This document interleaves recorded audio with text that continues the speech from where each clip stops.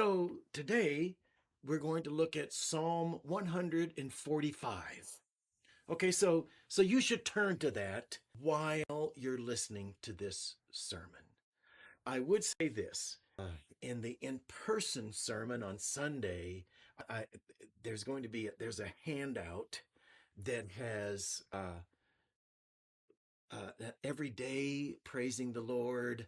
There is also generation shares with another generation, and there will be a phone number that they can text live, and that their comment will show on the screen. So there's one generation commends your works to another.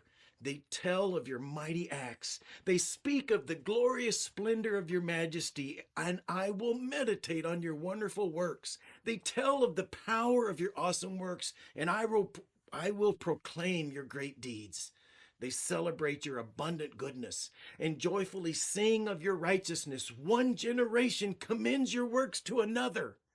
That's the part I'm wanting to focus on here. You know, I'm reminded in the book of Acts where it says, your young men will see visions, your old men will dream dreams. Young men and old men, they're all, and they need to share those things with each other, the visions, the dreams, the faith, what they know of God.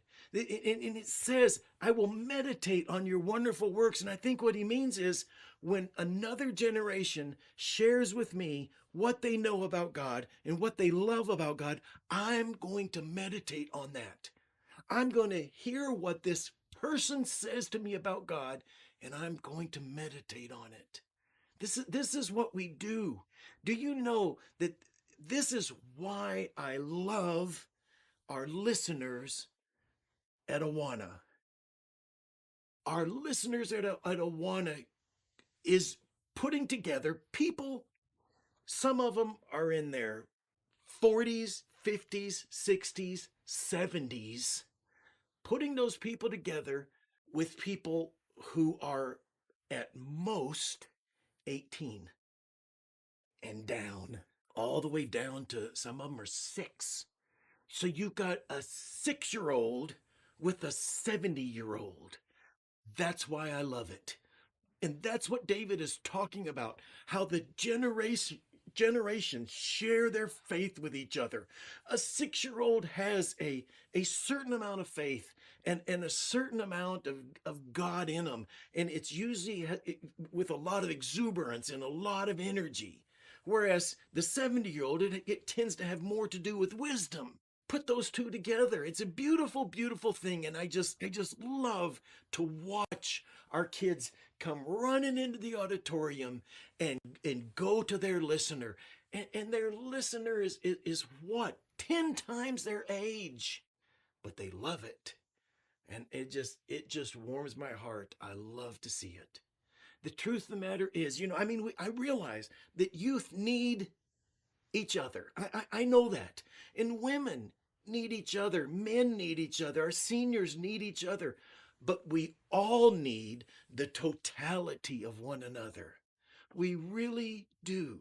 In our interaction with each other, we can see each other showing up at church. When somebody walks through the door, we can see that.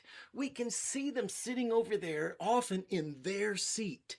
Okay? And that matters. It's important. It helps.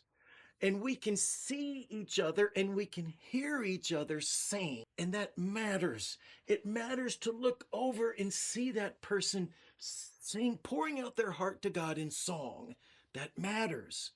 But hearing each other's faith is harder. But it is worth it.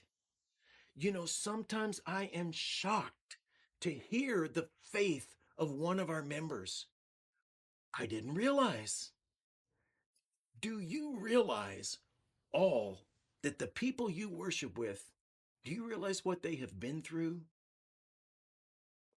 It's mind-boggling. What they have overcome. Faith struggles that they have endured. That's what David is talking about. And all this is tied to our walk with God and our relationship with God. And when we share it with each other, It has great power, and that's what David is talking about. He goes on to say this: the Lord is gracious and compassionate. I'm in verse 8. Slow to anger and rich in love. Do you realize that in that verse, David is quoting God himself? God described himself in Exodus chapter 34, verse 6, and David has taken that description straight from the mouth of God and put it into his psalm. Isn't that amazing? This is when God said when he passed in front of Moses and he proclaimed, the Lord, the compassionate and gracious God, slow to anger, abounding in love and faithfulness. That's what God said. This is what David said. David is quoting God.